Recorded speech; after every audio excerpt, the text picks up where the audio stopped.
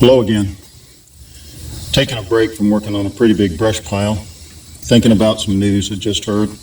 And this is a serious matter, a very serious matter. There's a lady who is suing John MacArthur's church. Why? Because she went to counseling with the elders there because she's having problems with her husband. She said she was physically afraid of him and for her children and such, and in counseling, and she had already filed to get some kind of legal separation and stuff, and they focused on, you got to stop this, you got to take back this legal separation and stuff, you got to work this out, you got to jump in here and do your job and stuff. Okay.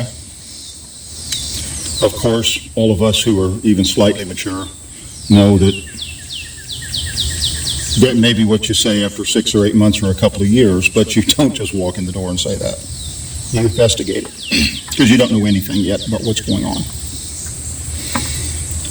However, after a while, she's getting more stressed because of the counseling is not working out. It's not real counseling. It's just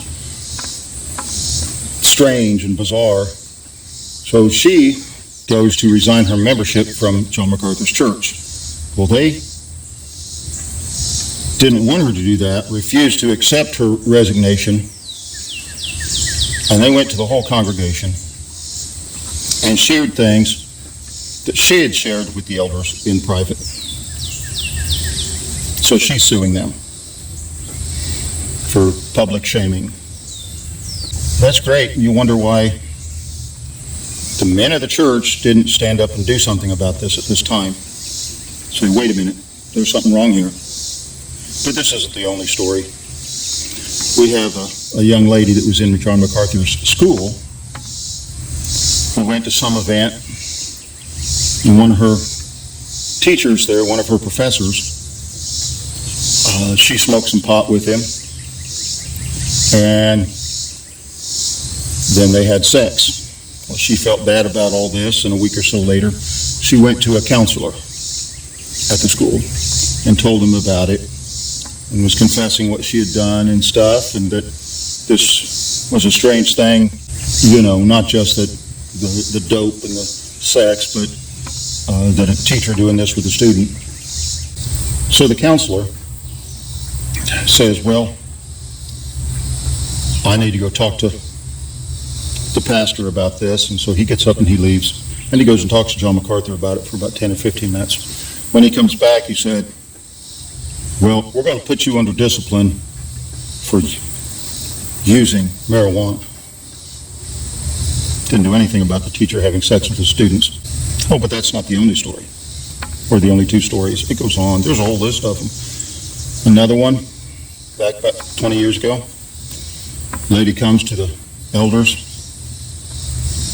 problem with her husband, she's afraid and stuff, talking to him, and they were just giving her the straight, go down the list, rigid type responses, and not really looking into the matter, and things are getting bad at her house, and she's telling him how bad things are, and she's afraid and everything. She takes her kids and goes to a hotel, and then contacts the church and tells them what's going on, that she had escaped, the household escaped her husband. Okay. They put her under church discipline for abandoning her marriage when she left the house. Bizarre enough? Well, had they looked into it, maybe they'd have discovered something, because not long after that, her husband was in prison for molesting their 3-year-old little girl. Something was going on there.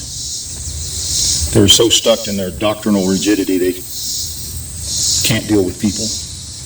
And that seems to be the consistency with a multitude of these I've heard over the years coming out of that church. Can't deal with the people. Basically inept at working with people. And yet at the same time, being incredible in study and in sermon delivery and stuff like that. I just have to ask you, are these not signs of being somewhere on the autism spectrum? And if so, why do we have people like that in the ministry in the first place?